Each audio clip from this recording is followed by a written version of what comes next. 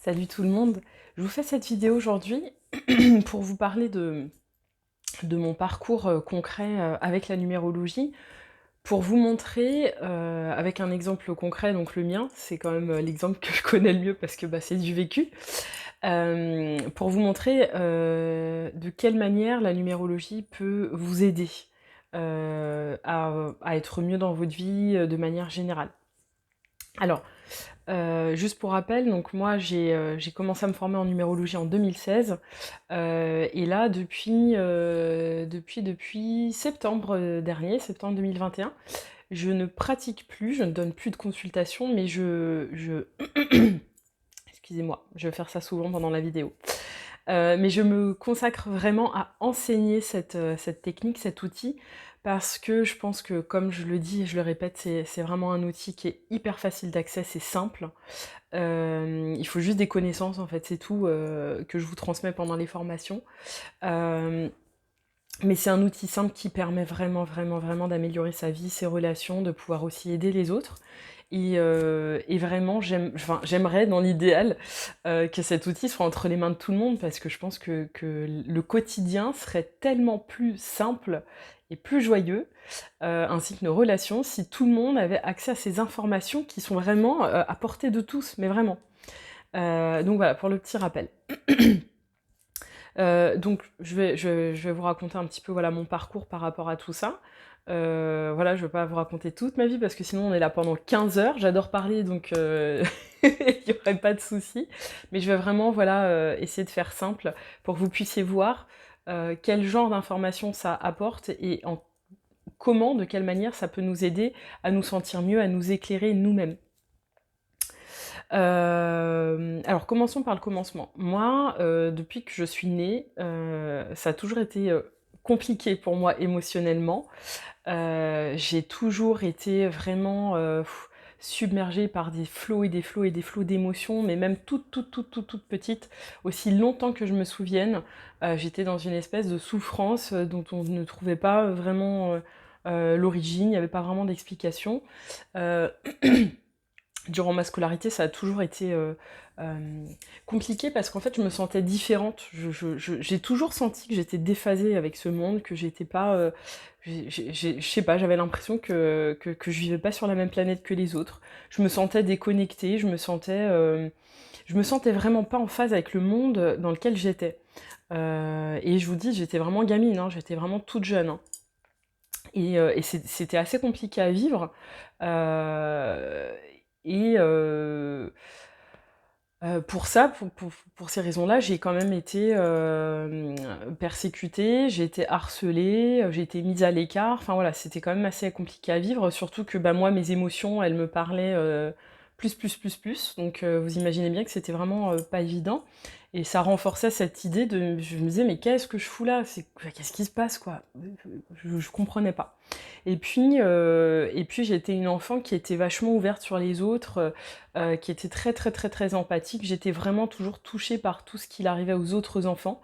Des enfants qui avaient eu des parcours de vie compliqués, parce qu'on en a tous eu dans nos classes, hein, qui subissaient des violences, ou alors qui arrivaient subitement d'un autre pays et qui étaient complètement perdus ici. Euh, et moi, c'est des trucs qui m'atteignaient vraiment, voilà, ça me bouleversait. Et je comprenais pas aussi, voilà, c'est ce truc qui arrive souvent malheureusement chez les enfants, mais que il y a des espèces de clans, et il y a des enfants qui sont rejetés, qui sont pas aimés, ce qui a été mon cas aussi, hein. Mais quand ça arrivait aux autres, en fait, c'est comme si j'avais envie de prendre la souffrance de ces enfants, de souffrir pour eux en fait. Donc j'étais toujours celle qui allait toujours consoler les autres, j'étais celle qui allait, à qui on se confiait. J'étais celle qui avait envie de sauver tout le monde, en fait, alors que moi-même j'étais en grande souffrance intérieurement et aussi par rapport aux autres, hein, et à ce qui se passait. J'ai été aussi très attirée par tous les enfants qui venaient d'autres cultures que la mienne. Mais vraiment, vraiment, j'étais attirée, j'étais fascinée, je voulais savoir, je voulais, connaître leur langue, leur culture, voilà. Enfin, c'est des trucs qui sont pas forcément habituels pour des petits enfants, de maternelle ou de primaire. Donc voilà, j'étais quand même enfin, vraiment en décalage. Je m'intéressais pas à la mode, je m'intéressais pas, à la télé, je m'intéressais pas à tous ces trucs-là, voilà. Moi, mon truc, c'était aller gambader, dans la nature, faire des découvertes, grimper aux arbres, jouer avec les grenouilles, enfin voilà. J'étais pas, dans le même monde que les autres. Alors ça vient aussi de mon éducation parce que voilà, nos parents, mon frère et moi nous ont éduqués aussi, à vivre en toute simplicité, avec des choses simples, avec la nature, donc c'est aussi comme ça qu'on a grandi.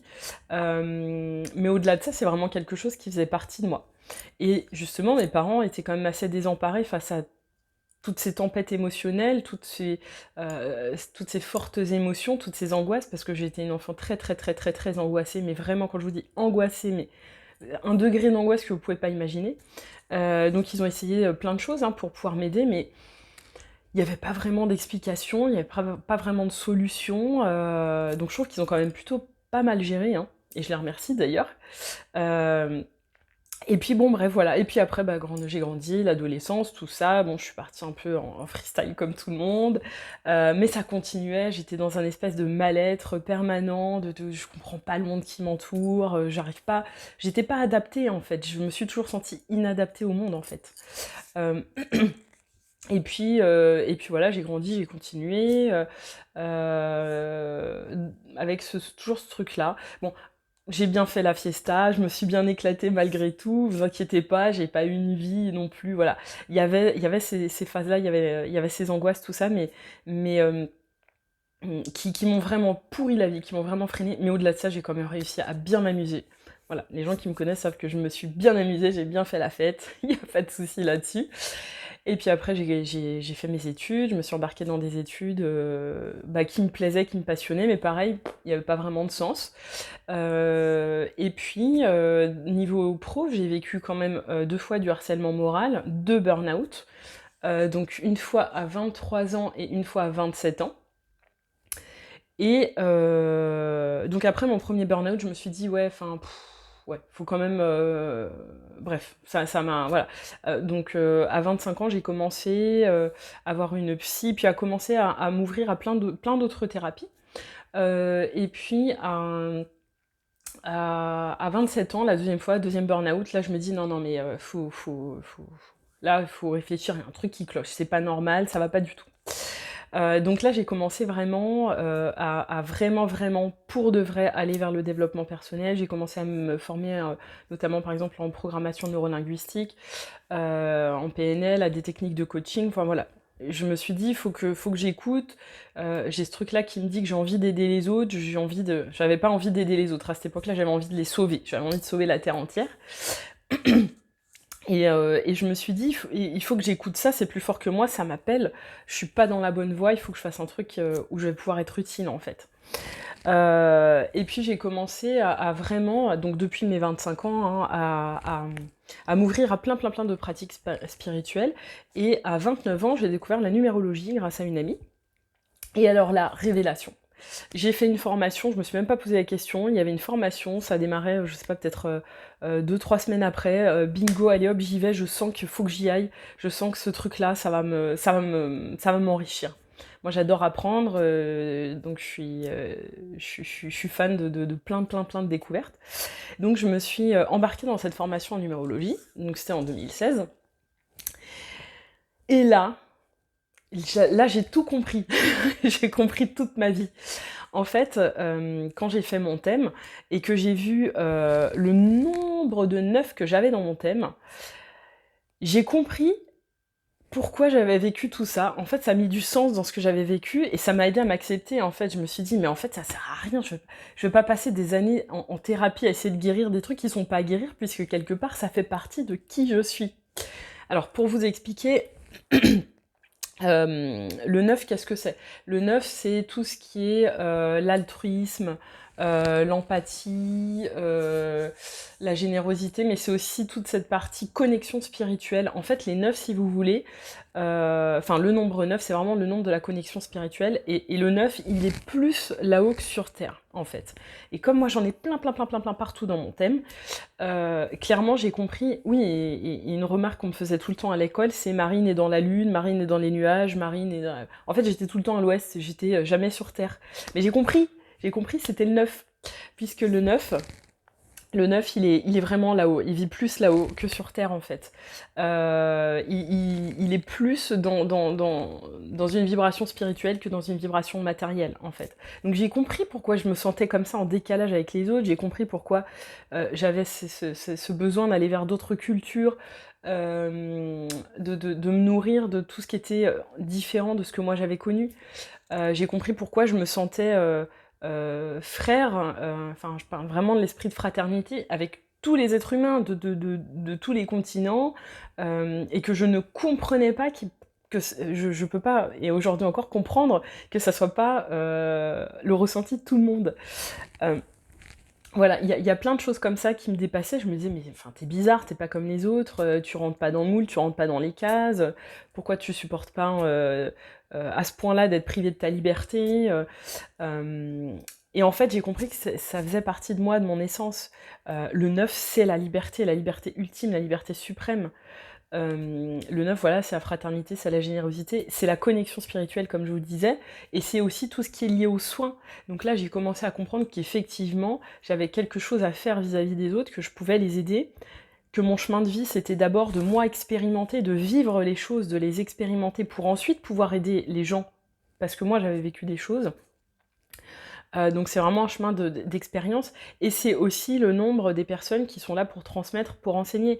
Donc c'est pareil, ça m'a permis de me mettre beaucoup plus sur ma voie au niveau professionnel, puisque ça m'a validé ce que je ressentais. Voilà, j'ai des choses à transmettre.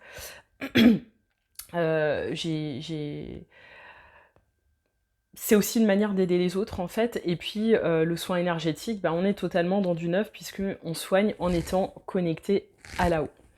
Ça m'a aidé aussi à comprendre pourquoi j'étais une tarée de sport, pourquoi j'ai tant besoin de sport, parce que c'est ma manière de m'ancrer. On peut pas vivre complètement là-haut, on est quand même venu vivre une expérience humaine, matérielle, donc il faut être un minimum incarné, hein, on peut pas vivre que là-haut.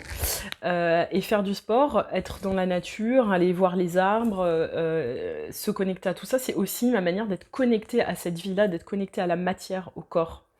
Euh, donc j'ai compris pourquoi c'était presque obsessionnel chez moi, c'est quelque part ce qui me permet de m'équilibrer en fait entre là haut et le bas, de m'ancrer, d'être dans cette vie-là malgré tout.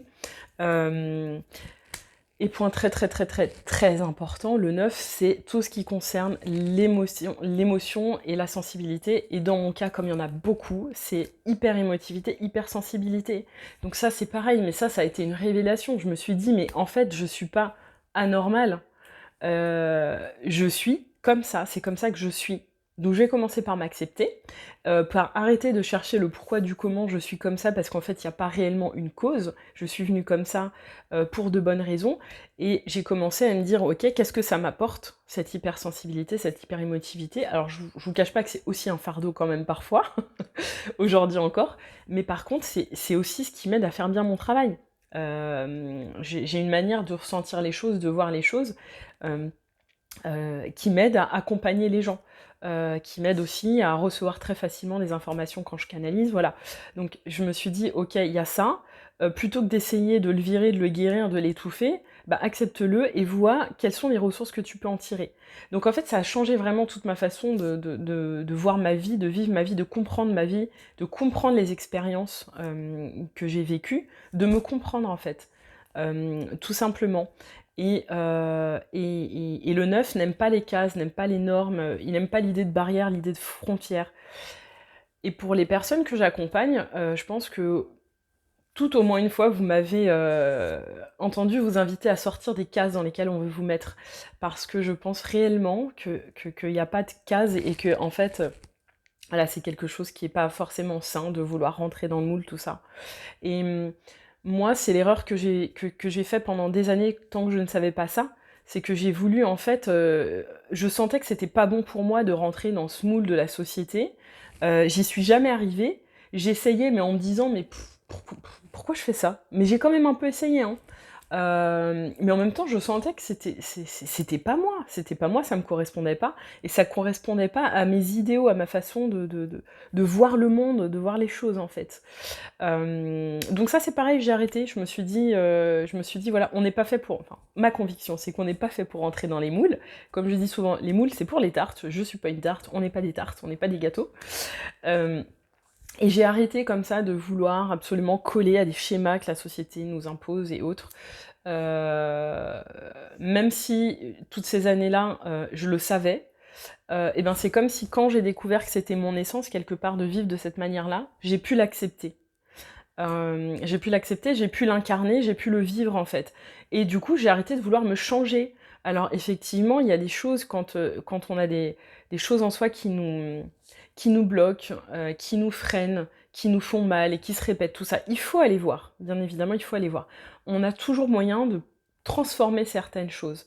Mais changer ce qu'on est dans son essence, je pense pas. Le problème, c'est que bien souvent, on en est coupé. Et on essaye d'être quelque chose, quelqu'un qu'on n'est pas réellement. Quand on découvre qui on est réellement et qu'on peut s'accepter, mais je vous dis, tout devient plus fluide. Je vous dis pas que ma vie, elle est merveilleuse, magique et que tout roule. C'est pas vrai. Vraiment, c'est pas vrai. Mais elle est beaucoup plus simple. Le fait simplement que je puisse mettre du sens derrière les choses qui arrivent, c'est énorme. Et que j'ai pu accepter les choses et m'alléger de choses parce que ça devenait très très lourd d'essayer de travailler sur des points de moi pour pouvoir essayer de m'adapter. Euh, Alors qu'en fait, j'avais pas à m'adapter, j'avais juste simplement à accepter qui j'étais et ce que j'étais. Donc je vous avoue que ça m'a épargné aussi voilà, un truc assez désagréable parce que travailler sur soi à contre-cœur pour essayer de devenir quelque chose parce qu'on se dit bon bah je devrais plutôt être comme ça parce que c'est plus adapté à la société, c'est contre-productif, clairement. Euh, voilà, donc je vous donne qu'un tout petit aperçu de ce qu'il peut y avoir dans mon thème et de quelle manière moi ça m'a aidé. Heu, Bien évidemment, comme je le dis dans les différentes vidéos que je fais, il y a plein d'informations à prendre en compte dans un thème. Voilà, là je vous ai parlé du neuf parce que c'est vraiment ce qui me caractérise, parce que je suis blindée de neuf de partout. Mais voilà, c'est vraiment une toute petite partie de ce à quoi on peut avoir accès en numérologie. Mais comme ça vous donne une idée de quelle manière, de la manière dont ça peut nous aider, voilà, concrètement. J'espère que je vous ai pas trop saoulée à vous raconter ma vie. Mine de rien, ça fait quand même un petit moment que je parle, j'avais pas prévu de parler autant. Je vous fais des gros bisous et je vous dis à très vite. Ciao!